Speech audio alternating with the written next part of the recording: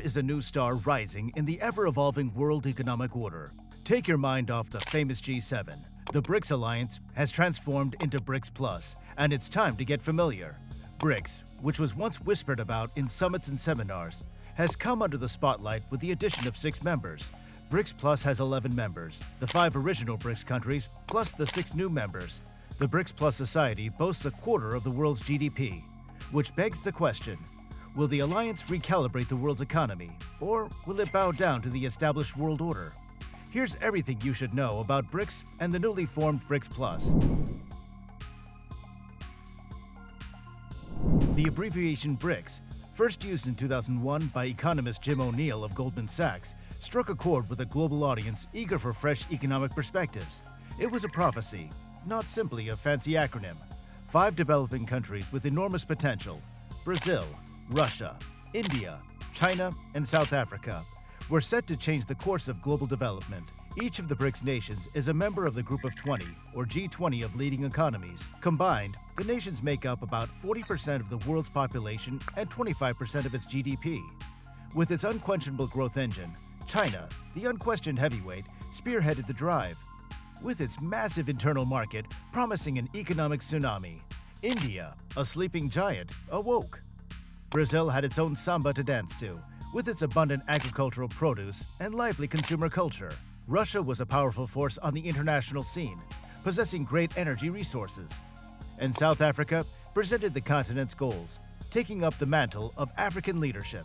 They chose yearly summits over burdensome bureaucracy, allowing each country to take the lead for a year. BRICS was not the typical international organization, such as the UN or OPEC. Instead, they wanted more freedom and a platform for developing nations, not more regulations. Thus, they took on the role of challengers and banded together to upend the current power system.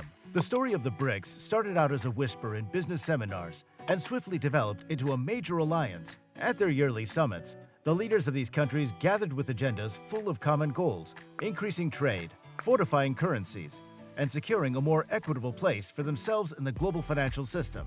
They demanded a voice equal to their growing economic power and pushed reforms at international organizations like the World Bank and IMF. Now, there were hiccups along the way. The financial crisis of 2008 left some severe wounds. Nevertheless, the BRICS dream endured, a smoldering ember driven by reliance on one another and a shared yearning for autonomy. Brick by brick, they carved out their own economic ecology, establishing a payment system, a development bank, and a foreign exchange reserve. Over 40 countries, from oil giants like Saudi Arabia to emerging economies like Ethiopia, have expressed interest in joining the BRICS. Why the sudden attraction? The chair of the previous year's meeting, South Africa, reveals the tea. These nations view BRICS as a way out of international organizations that they believe are biased toward the West. They want to be seated at a new table where the menu includes sizzling trade deals, expanded investment, and development funding. COVID-19 showed the dark side of the current international system. Poor countries struggled to breathe, while wealthy countries hoarded vaccines that could save lives. These countries were left with an unpleasant taste in their mouths by this blatant injustice, which fueled their yearning for a different power bloc where they could speak out clearly. This increased people's desire for change and pushed nations like Iran, which has enormous oil reserves, to pursue membership in the BRICS alliance, which aims to create a more equitable international system. Another oil behemoth, Saudi Arabia, supported the Friends of BRICS negotiations with strength from countries like Brazil and Russia. Encouraged by China's support, Argentina formally declared its desire to join the group. Even the rising star of Africa, Ethiopia, regarded the BRICS as a forum to safeguard its interests and collaborate with organizations that shared its objectives. To break free from the US dollar's grip, Bolivia turned its attention to the BRICS countries and echoed their demand for financial independence. As the leaders of the BRICS countries anticipated, President Arce's wish to attend the meeting indicated a strong intention to move towards the Chinese yuan. Algeria entered the fray with abundant natural resources and a strong desire for economic diversification, keen to collaborate with China and other BRICS nations. Essentially, the epidemic acted as a spur, quickening the search for a new world order. The old system began to collapse with each country's bid to join BRICS, opening the door for an alliance based on respect for one another, economic opportunity, and a common goal of creating a more just world. Finally, BRICS has decided to open its arms and bring some countries into its fold. Keep watching to find out which countries were selected. Now, if you've been enjoying this video so far, click on the like button and don't forget to subscribe as well. Brics has recently experienced a boost in power. August 2023 was more than just a typical summer month. It was the month that Brics Society opened its doors and invited everyone to join the global celebration. 6 fresh faces, 6 thriving economies, and 6 different points of view collided to form Brics Plus, a massive alliance that completely changed the rules of the global economy from the original 5. A seat at the new Brics Plus table was something that Argentina, Egypt, Ethiopia, Iran, Saudi Arabia, and the United Arab Emirates all wanted, and they all stormed the party with their own flair. The Tango King, Argentina, waltzed in with its wealth of agricultural produce and possibilities for tech startups.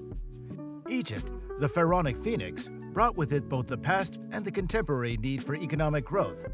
Ethiopia, the roaring lion, joined with a growing populace and untapped potential. Iran entered with its oil wealth and strategic international affairs, a puzzle concealed in mystery. The oil baron Saudi Arabia arrived with its petrodollars and a growingly diversified economy.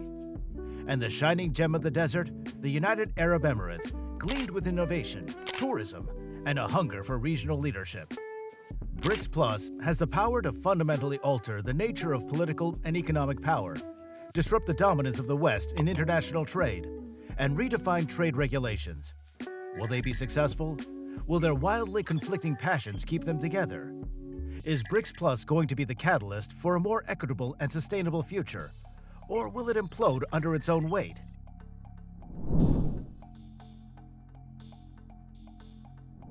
From about 18% of the world's GDP with the original Brics, the total GDP of the Brics Plus countries now accounts for over 25% of the world's GDP. Their 27% stake puts them in direct competition with the G7, indicating a possible threat to Western economic supremacy. Brics Plus countries control a sizable portion of the world's resources, including 15% of arable land and 60% of the world's reserves of oil, iron ore, and other raw materials. Their abundant resources offer them negotiating power in trade disputes and possible control over international supply chains.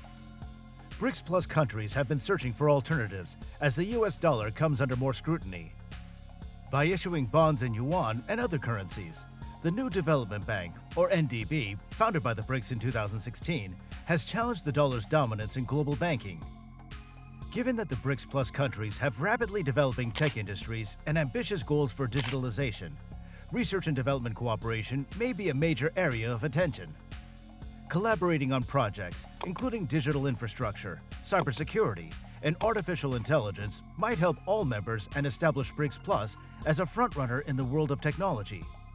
However, Brics Plus is not without its difficulties. Some members harbor simmering internal conflicts that raise concerns about how to speak with one voice amongst various demands and goals.